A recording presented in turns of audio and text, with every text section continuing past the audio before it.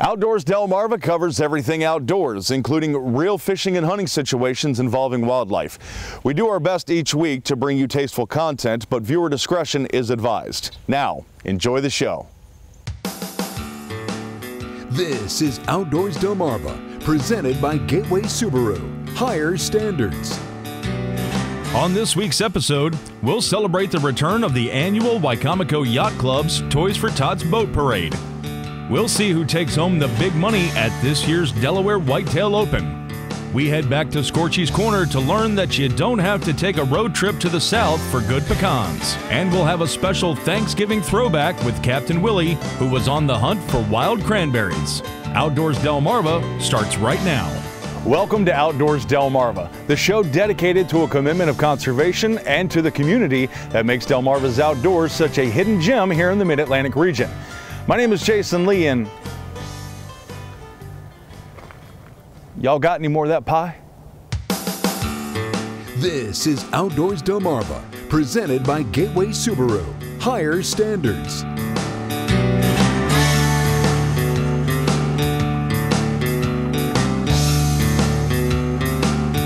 And now, here's Jason Lee.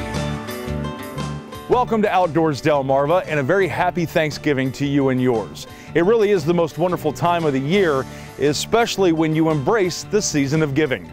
I caught up with Scott McCurdy to get all the details on this year's Toys for Tots Boat Parade. Well, this is our 35th annual Toys for Tots Wicomico Yacht Club Christmas Boat Parade, and we've teamed up with Toys for Tots probably about 15 years ago, and we've been collecting toys ever since. It's a great event for the whole community. You can see it anywhere along the river, from the Wicomico Yacht Club all the way to downtown. We start up in town at the Port of Salisbury Marina at about 5:30 in the evening, and then we make a couple of passes downtown for the crowd down there, and then we move down river and end up down here. And there's normally a crowd of people at various locations all along the river.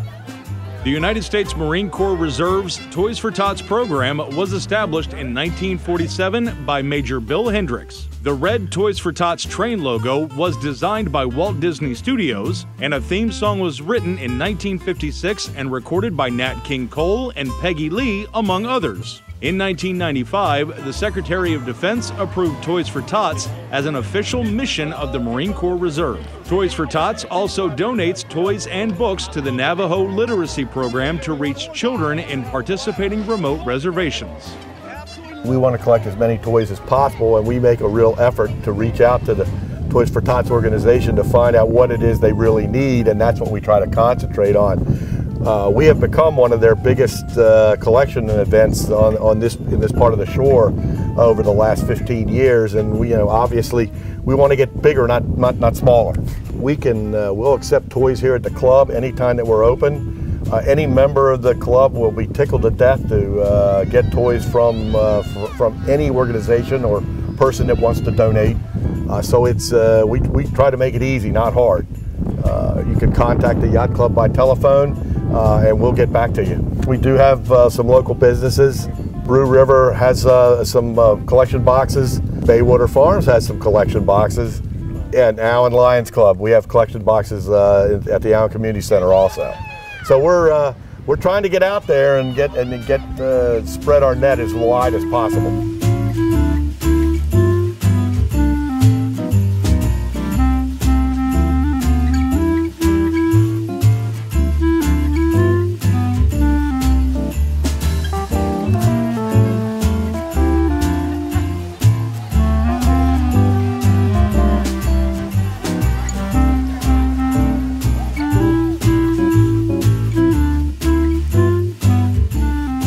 We're getting into the festive season early, and we're doing it right here at the Wicomico Yacht Club, bringing happiness and cheer to kids all across Delmarva as we have another Toys for Tots drive and a boat parade coming your way. But before we go, get outdoors, Delmarva, and bring a toy. I know I'm not alone when I express my gratitude to all the organizations that help collect toys for the Marine Corps Reserve's Toys for Tots program. Without you, Christmas Day would look very different for children on Delmarva. Still to come, we'll head back to Scorchy's Corner and find that the South is a little closer to home. But up next, we head to Gumboro for the Delaware Whitetail Open. Outdoors Delmarva, presented by Gateway Subaru. We'll be right back. You're watching Outdoors Delmarva, presented by Gateway Subaru. Higher standards. Welcome back to Outdoors Delmarva. Now, we're all rather aware of the world's largest bill fishing tournament, the White Marlin Open. So it goes to reason that if you've got surf, you gotta have turf. So it's a 9-day competition. It's the entire week of shotgun season. So it started November 11th, last Friday, and it'll go till this upcoming Saturday, November 19th. I believe that we're somewhere around 20 years. Dad did it somewhere 20 years ago, Cess Irrigation. Ray Ellis took over for a couple years in Gumboro, and then we took it back to Laurel 3 years ago, and now we're here in Gumboro again. So somewhere around 20 years has been going on for us. So the Delaware Whitetail Open was started by my father, David Brown, about 20 years ago. He owns Cess Irrigation, and we had the contest there. He retired 3 years ago. He had it at his house. Unfortunately, he passed away this past December. Suddenly, me and my brother Cody decided to have this competition still going on in his memory. This competition is just for wildlife conservation. It's just to bring people together. My dad was a hunting fanatic. He loved this competition because it brought people together. This is the one time of the year that we see a lot of people that we normally don't see because we spend all week together just bonding over something that we all love, hunting. Shout out to Ray Davis, who actually lets us use this space. It's a perfect space for this competition. Trucks can back right in. We can pull the deer right out of the truck. No mess, nothing here. So it's just super easy. It's heated. We have food every night, drinks every night. It's just a good time to bring people together. So we have 5 categories this year. We have a daily doe competition that pays out $500 a night through the top 5 people. We have a weekly doe competition that pays out 10 people, the top 10 does of the week. We have a buck Calcutta, 2 of them actually, the heaviest buck and the buck with the most points. And then we have a youth category that is only for youth hunters 15 and under. So next year we're going to have a certain location for sign-ups. It'll probably be right here at the Gumboro Service Center, God willing. We'll have it right here. We're going to look at doing an automated sign-up system because we do know that Gumboro is out of the way for some people. If you were to harvest a deer, it's worth the ride. But if you're just coming to sign up for 5 minutes, we get that that can be a little taxing on people. So that's something we're looking at for 2023 is an automated sign-up system. You get your hunting license online now. It's not the days where you go to Gander Mountain or Walmart to do it. So I think that that's going to be one of the big things that might push us over the edge next year.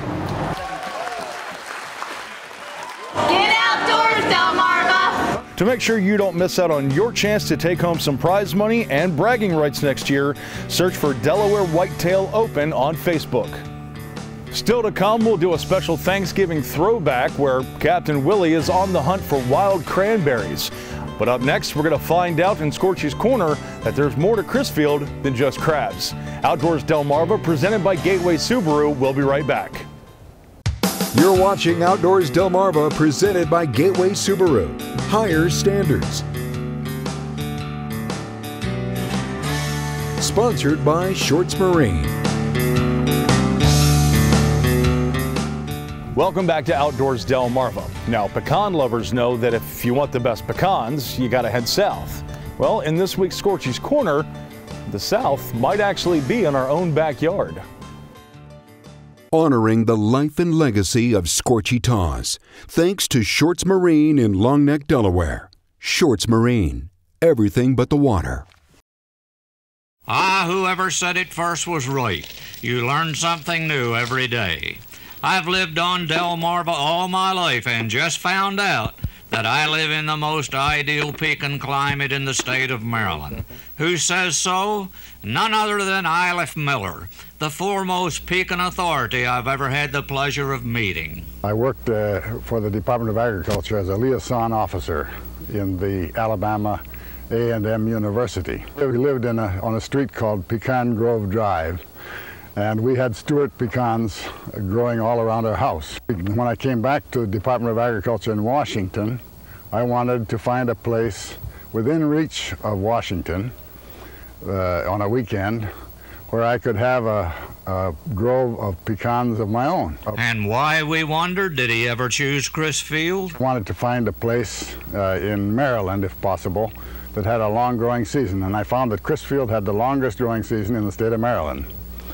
It has 225 days. I planted 4 trees in '74, and then I got 6 more in '76, and then I started grafting, and I've grafted the others. I have 30 trees now.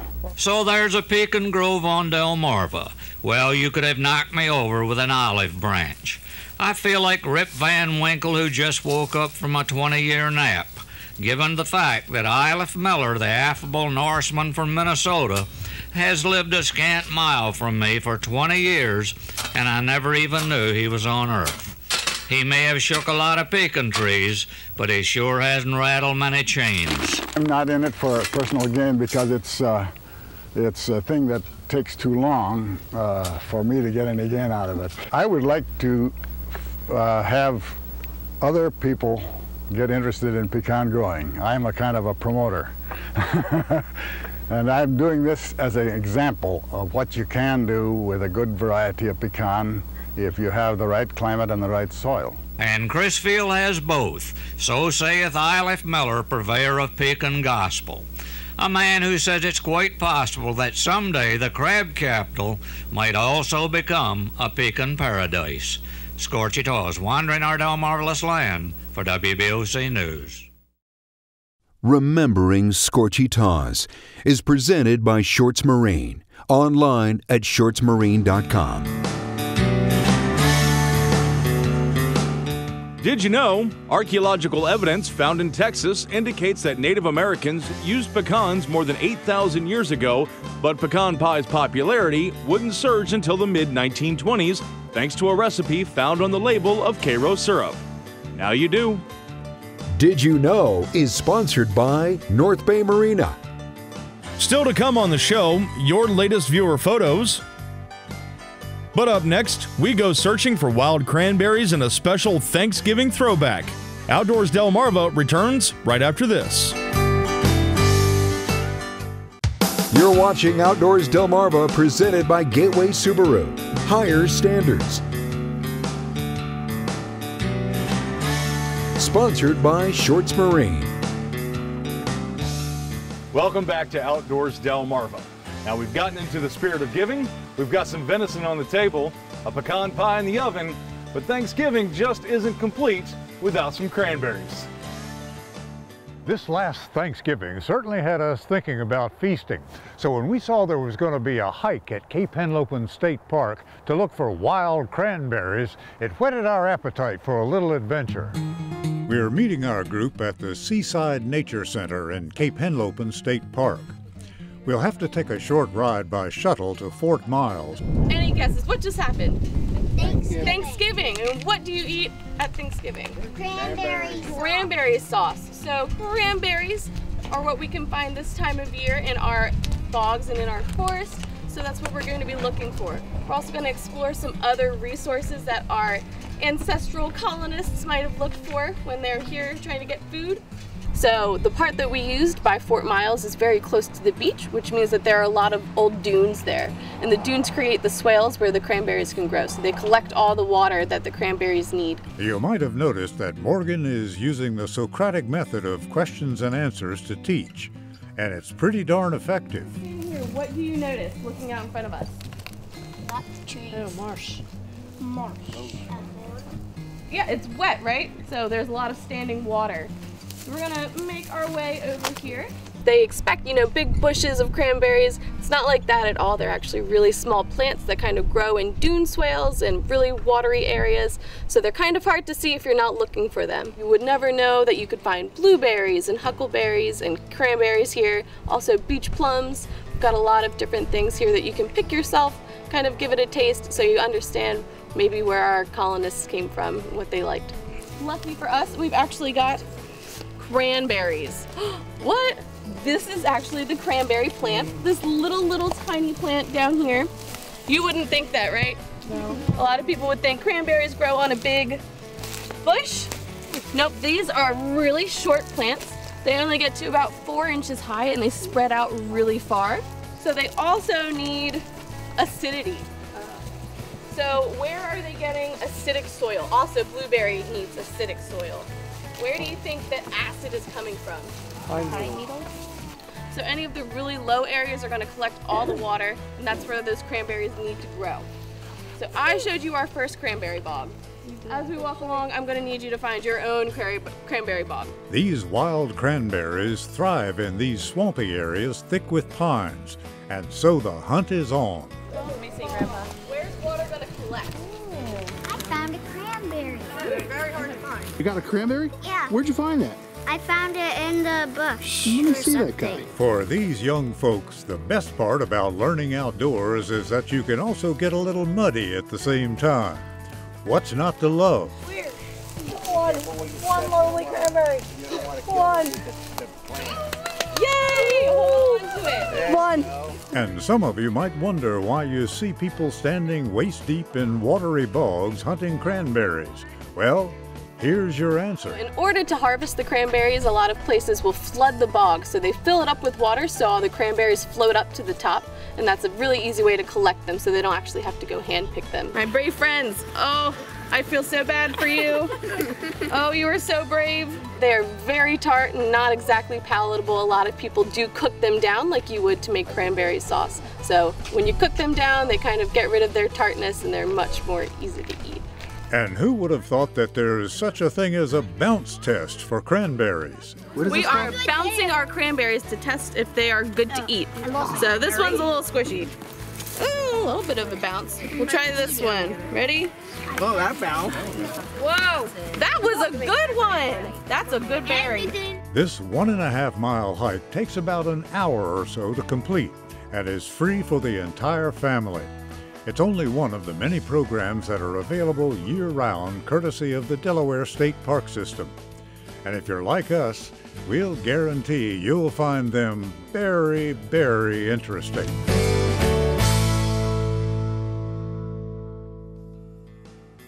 I tell you, I could really listen to Captain Willie tell stories all day long.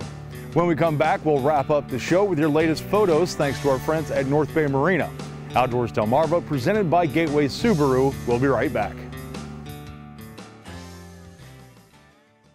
You're watching Outdoors Delmarva, presented by Gateway Subaru. Higher standards. Sponsored by Shorts Marine. Welcome back to Outdoors Delmarva. Now, before we go back to the kitchen to refill our plates, let's flip through the photo album and take a look at your latest viewer photos thanks to our friends at North Bay Marina. 11-year-old Eli Whitney of Marion harvested this 10-pointer with his .243. 9-year-old Luke Dickerson of Georgetown harvested this 8-pointer, his first, while hunting with his dad. 14-year-old Cameron Gaines of Galestown harvested this great-looking 8-pointer. 12-year-old Drake James of Bridgeville was also in on the 8-pointer action.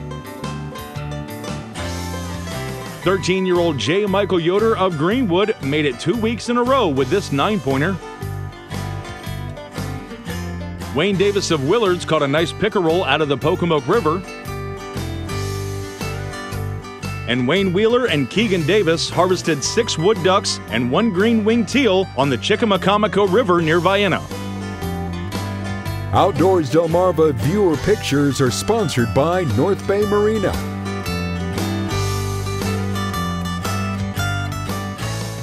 Well, that's our show for this week. Remember to keep sending in those pictures and videos by emailing outdoors@wboc.com. You can also like and follow us on Facebook, Instagram, Twitter, and TikTok. Now, despite all the things happening in the world, we really do have a lot to be thankful for. So take a quiet moment to yourself this weekend and remember all the blessings that you have. And I hope to see you right back here next week. And until then, I hope to see you outdoors, Delmarva. You've been watching Outdoors Delmarva, which is presented by Gateway Subaru. Higher standards. And sponsored by Shorts Marine. Everything but the water.